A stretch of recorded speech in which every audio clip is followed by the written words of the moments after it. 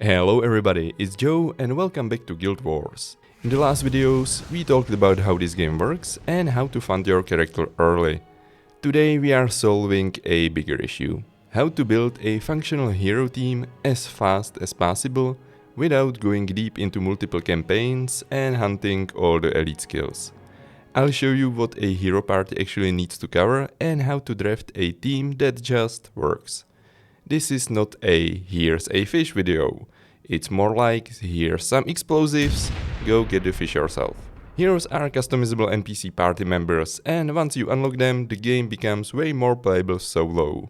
The problem is, there are many options, unlocking skills might be expensive, and the meta late game hero builds are based on elite skills or heroes you just don't have access to. But don't worry, we will have you blasting off in no time. So, what every hero team must cover. Any functional Guild Wars party, human or hero, needs to cover a few key areas.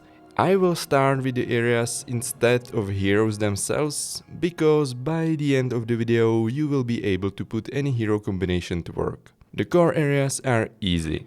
It's damage and healing. So, most of the time, when you are not running solo, your party will have at least a part-time healer. The rest will distribute violence in various forms. Secondary areas are a little bit more advanced, but that's where you can supercharge your party. The areas are frontline, disruption, protection, buffs, and movement. If you have discovered, the exact builds and heroes matter much less. One side note, basically all the areas can be replaced by just dealing a lot of damage early on. But sooner or later, you will run out of gas and will have to provide some sustainability. Just don't fill your whole party with healers as soon as you reach Lion's Arch, that just slows you down. Now let's deep dive into each of the areas. I will explain what each area tries to accomplish and give you skills or skill packages which work well and can be obtained reasonably easy. After that, you can move the skill packages between the heroes as you see fit.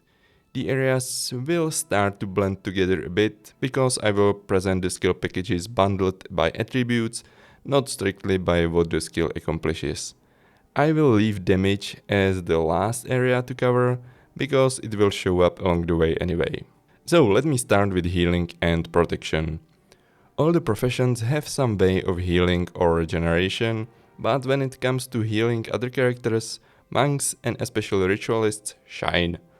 Let's cover the ritualist package first. It is actually more effective in my opinion and works well even as a secondary profession. Bare minimum package for ritualist healing is life. This summons a spirit and works as enabler for the following skills. Mend body and soul heals and removes condition when you have a spirit. And Spirit Light is a huge heal without health sacrifice when you have a spirit. This alone will carry you quite far. You can also include Protective Voskali, which can heal the whole party, but it creates a bundle which your hero carries around that renders their weapon and offhand useless for as long as they hold the bundle, but don't worry, they will drop it when healing is required. Flash of My Flesh, that is a resurrection spell. Always have at least one or two resurrection skills in your party and you are set to go. All these skills are under restoration magic attribute and work well even on a secondary ritualist, so don't worry if you have no ritualist heroes. At this point you might have at least 2 monks unlocked, so you can definitely lean into the primary monk for healing. The ritualist is more effective, but the monks can still carry you if you don't have access to ritualist skills. This also lets you add different secondary profession to your monk and still provide some healing. The universal resurrection spell for monks is Resurrect, so you can always bring that on your monks. The main accessible options for healing prayers are Signet of Rejuvenation, which is a single target heal, Healing Ribbon, which is multi-target heal, Cure Hex, to remove hex and heal at the same time, Patient Spirit, this is a pretty good heal, but the effect is delayed by 2 seconds and the hero AI doesn't really understand that, so they might heal the same target with other spells before it triggers. Jameis Gaze or Heal Other are big heals that cannot self-target, and Origin of Healing and Heal Party are not very effective, but better than nothing. So, what else can the monk focus on? It's protection. So basically, instead of healing the damage, you are preventing it. And similar to healing, monks and ritualists are the top pick here. But the ritualist protection package is more difficult to unlock and works best on primary ritualist and with some help from elite skills. So let me focus on monk protection prayers instead. Aegis is party-wide increased chance to block. Shield of Absorption is single target reduced damage. Protective Spirit is single target enchantment, which reduces incoming damage to maximum 10% of maximum health from a single hit. So, a very good cushion when you get hit by a track or something. You can also add Mend Ailment, which removes a condition and heals if there are some conditions left. With protection prayers, you can also play around with some divine favor healing skills, like Signet of Devotion, which is single target healing, and Heaven's Delight, which is party-wide heal. Divine Favor adds some extra healing on monk spells, so you will be also healing a little bit with the protection prayers. The cooldowns are pretty long, but the mana cost is low, so it might work as a bit of extra healing on the side. Next era is Frontline. This is not mandatory, but it can be the most powerful tool in your arsenal.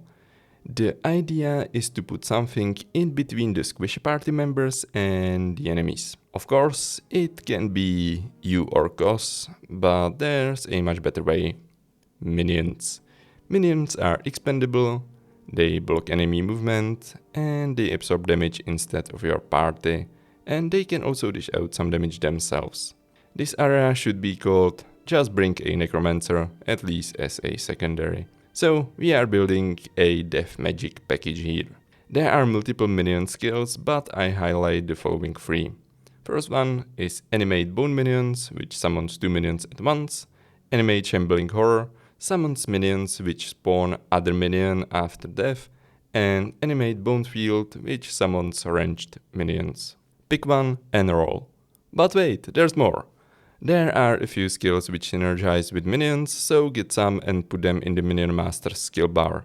Blood of the Master is not necessary, as you can make more minions and this skill puts a bit more pressure on your healers because it sacrifices health, but if you can handle it, it is very effective at keeping the minions rolling. Death Nova puts an enchantment on one of your minions and if it dies, it explodes with some damage and poison condition. It doesn't work that well with ranged minions because they are not often that close to the bunch of enemies, and it also makes less sense together with Blood of the Master, which reduces chances of minions dying. And since you are putting attribute points into death magic, you can include some nice damage as well. First one is Putrid Bile, which is health degeneration with big AoE boom at the end. What's not to love? Putrid Explosion explodes a corpse for AoE damage, which renders the corpse unusable for summoning minions, but don't worry, there will be enough corpses. If you have a primer necromancer, following skills are a good idea. The attribute is Soul Reaping, and the skills are Masochism, which increases death magic and Soul Reaping attributes so your minions are stronger, and Signet of Lost Souls, which helps you gain some energy and health back. If you can spare a skill slot and put a few points into blood magic, you can use Blood Bond, which is an excellent choice because it's an AoE hex. When any of your allies, so party members, pets and minions, hits hexed foe, they gain health, and if the hexed foe dies, all adjacent allies get even more health. Another usable blood magic skill is Barbed Signet, which causes AoE bleeding. Necromancer with minions is a huge boost, especially early, but it carries well into the late game. You can definitely fit this role with your character, but I find keeping the minions around myself tedious and happily leave that to the heroes. Ranger pets fit this well too, but they are less effective and a bit more difficult to make work. Disruption. This area focuses on making the life of your enemies miserable. You will interrupt their skills and distribute hexes and conditions. This serves two purposes. You either make the enemies do less damage to you and put off pressure of your healers, or make them take more damage or suffer from health degeneration. Mesmers reign supreme in this area. There is so much disruption in their skill set. Hero Mesmers can be actually better than player-controlled ones because they have better awareness of what multiple enemies are doing at the same time, so they can pick their targets for interrupts very well. They also provide very solid armor-ignoring damage, which makes almost full teams of Mesmers the current meta. The problem is, there are not many Mesmer heroes and most of them are accessible in later stages of the game. But you can let your other heroes take Mesmer as a secondary profession. The main issue with that is the lack of fast casting primary Mesmer attribute, which helps with the long cooldowns of Mesmer skills. But the skills themselves are so effective it still works even without that. The problem with Mesmer skills is that there are too many good options. In the full party you will usually end up with multiple Mesmers, but not all of them need to have the same skills. The first Mesmer skill package focuses on domination magic and makes the baseline of each Mesmer. First skill is Cry of Frustration, which is AoE skill interrupt with AoE damage on top. Mistrust is a hex which interrupts skills and deals AoE damage. Unnatural Signet is damage with AoE potential, and Spiritual Pain is just single target damage. Then you can have a bit of inspiration magic. Power Drain is a interrupt and energy gain. This is so good, it can fit on any other profession without a need for a secondary. You have one skill slot open and no secondary yet? Here you go. You have to work hard to justify not taking this skill on a Mesmer. Drain enchantment removes enemy enchantment and restores health and energy. And then you can finish off with a mix from other domination magic skills. Shatter Enchantment removes enemy enchantment and deals single target damage. Shatter Hex removes a hex from an ally and deals AoE damage around that ally. Empathy Hex, which makes enemies deal less damage and inflicts some self-damage with every swing. And Energy Burn, which is additional source of damage with some extra energy depletion on the target. As you can see, the Mesmer skills are quite brutal, but also situational and require very good timing. The heroes, surprisingly enough, handle that very well. For disruption, you can also include some Necromancer curses. Enfeebling Blood inflicts AoE weakness so that the foes do less damage, or Weaken Armor, which inflicts AoE correct armor so the foes take more damage. Just consider that it won't lower armor below 60. So this is not very helpful early when most enemies have less than 60 armor, and most of the Necromancer and Mesmer damage skills here deal armor ignoring damage anyway. Buffs. There are a few more skills which can improve your party performance in dealing more damage. First one is Splinter Weapon, which makes physical attacks cause AoE damage. It is a ritualist spell from channeling magic, and if you run a melee build, it's worth taking on some of your heroes. Strength of Honor is a monk skill from Smiting Prayers. It increases melee damage, but careful, maintaining it reduces energy regeneration of the caster. I usually set it to be used manually and let the hero maintain it only on me when I run a melee build. Since you will be putting points into Smiting Prayers, Smite Condition is also a good pick here. Blood Ritual, this is one sort of tough to get if you are not a Necromancer, and it might be actually easier to get the elite version Blood is Power. Both of the skills increase energy regeneration and require health sacrifice. These are not mandatory early, but you will benefit greatly from getting Blood is Power in the late game. Special category of buffs is movement. Running faster is always good, because you run in this game a lot. Missions, quests, farming, discovering new locations. You are always running. There are some skills that make the whole party move faster, so you don't have to include some self-targeting movement boosts to each party member. The most used skill is Fallback. It is from a Paragon command attribute. It requires some progress in Nightfall campaign. You usually need it on 2 party members with command at 9 to keep it up 80% of the time, which means like 8 seconds duration with 20-second cooldown. Putting more points in command is too expensive to justify. And what about damage? Do I really need to talk more about damage? Well, you can bring the Mesmer Domination Magic package and put it on every free hero you find. You will interrupt enemies and deal damage at the same time. The Death Magic Damage Necromancer package is also pretty solid. You can unlock 2 elementalists easily, so if you have some nice skills available, don't hesitate to put them to work to change things up. But the later stages of the game become much easier with Mesmer setup due to interrupts and armor ignoring damage. Unlocking skills. So that was a pretty exhausting list of skills. But how do you get all of those? One really important thing newer players miss. Hero skills are unlocked account-wide.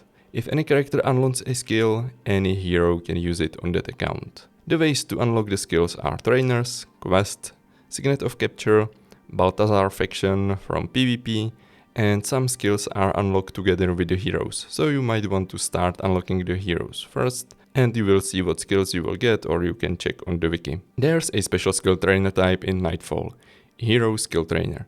They can unlock some skills from all the professions regardless of your main character. Some of the skills listed before can be obtained here. You just need to earn some hero points, which can be gained quite easily when you run around Nightfall a little bit. Almost all the skills in this guide can be acquired fairly early in the game, together with access to most heroes. But you might miss some of the skills and heroes if you don't have Eye of the North expansion. It's not a showstopper though. My favorite skill trainer is Michiko from Factions campaign. She has almost all the skills available.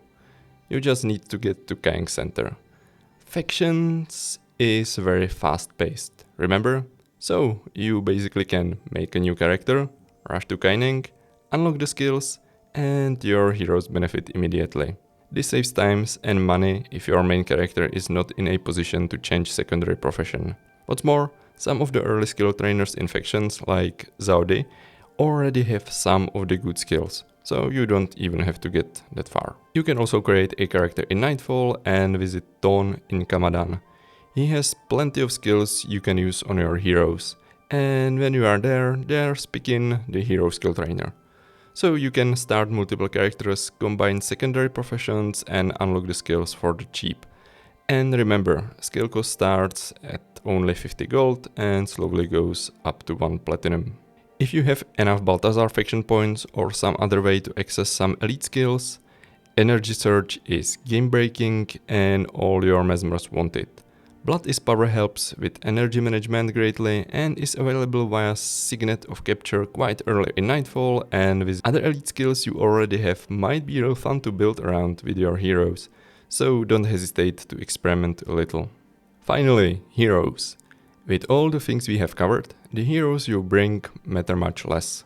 Sure, having the right primary profession changes the power level, but the thing still works on a secondary. So, I'm going to only list the heroes you can get extremely early without diving deep into the campaigns. The caster heroes with more mana and mana regeneration work best. Dervishes actually have a good mana regen and okay mana pool, so they work as casters too, but their primary profession is not that useful here. Just remember to put caster weapons on the heroes, or they will run into fights and make all kinds of mess, and we don't want that.